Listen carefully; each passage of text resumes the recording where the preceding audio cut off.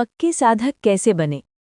एक बार एक गुरुजी अपने शिष्यों को भक्ति का उपदेश देते हुए समझा रहे थे कि बेटा, पक्के साधक बनो, कच्चे साधक ना बने रहो। कच्चे पक्के साधक की बात सुनकर एक नए शिष्य के मन में सवाल पैदा हुआ। उसने पूछ ही लिया, गुरुजी, ये पक्के साधक कैसे बनते हैं। गुरुजी मुस्कुराए और बोले, बेटा, एक गांव में एक हलवाई रहता था। हलवाई हर रोज कई तरह की मिठाइयाँ बनाता था, जो एक से बढ़कर एक स्वादिष्ट होती थी। आसपास के गांवों में भी हलवाई की बड़ी धाक जमी हुई थी। अक्सर लोग हलवाई की मिठाइयों और पकवानों का आनंद लेने आते थे। एक दिन हलवाई की दुकान पर एक पति पत्नी आए। उनके साथ उनका छोटा सा बच्चा भी था, जो बहुत ही चंचल था। उसके पिता ने हलवाई को हलवा बनाने का आदेश दिया। वह दोनों तो प्रतीक्षा करने लगे, लेकिन वो बच्चा बार बार आकर हलवाई से पूछता, हलवा बन गया क्या? हलवाई कहता, अभी कच्चा है, थोड़ी देर और लगेगी। वह थोड़ी देर प्रतीक्षा करता और फिर आकर हलवाई को आकर पूछता, खुशबू तो अच्छी आ रही है, हलवा बन गया क्या? हलवाई कहता, अभी कच्चा है, थोड़ी देर और लगेगी। एक बार, दो बार, तीन बार, बार बार उसके ऐसा बार बार पूछने से हलवाई थोड़ा चिढ़ गया। उसने एक प्लेट उठाई और उसमें कच्चा हलवा रखा और बोला, ले बच्चे, खा ले। बच्चे ने खाया तो बोला, ये हलवा तो अच्छा नहीं है। हलवाई फौरन बोला, अगर अच्छा हलवा खाना है तो चुपचाप जाकर वहां बैठ जाओ और प्रतीक्षा करो। इस बार बच्चा चुपचाप जाकर बैठ गया। जब हलवा पककर तैयार हो गया तो हलवाई ने थाली में सजा दिया और उनकी टेबल पर परोस दिया।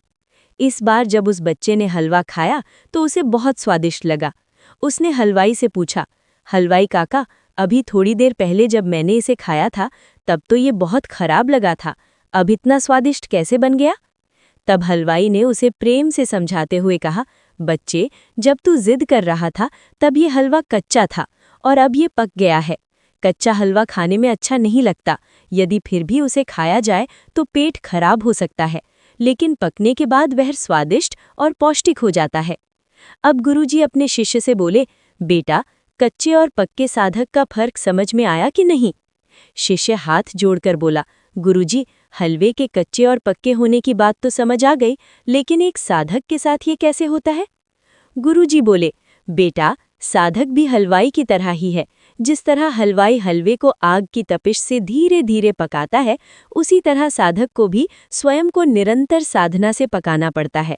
जिस तरह हलवे में सभी आवश्यक चीज़ें डालने के बाद भी जब तक हलवा कच्चा है तो उसका स्वाद अच्छा नहीं लगता, उसी तरह एक सेवक भी चाहे कितना ही ज्ञान जुटा ले, कर्मकांड कर ले, जब तक ध्यान साधना, सत्संग और भजन की अग्नि में नहीं तपता, तब तक वह कच्चा ही रहता है।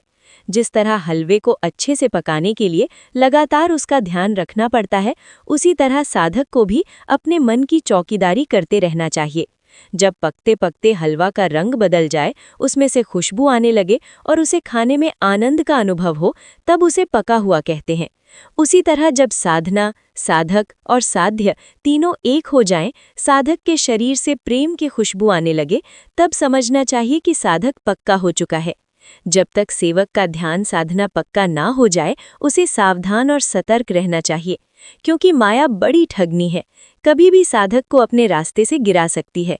अतः साधक को निरंतर ध्यान साधना, सत्संग और भजन से खुद को मजबूत बनाना चाहिए। जी, कहानी पसंद आई हो तो वीडियो को लाइक करिए, चैनल को सब्सक्राइब करिए ऐसी वीडियोस देखने के लिए। धन्यवाद। राधे राधे।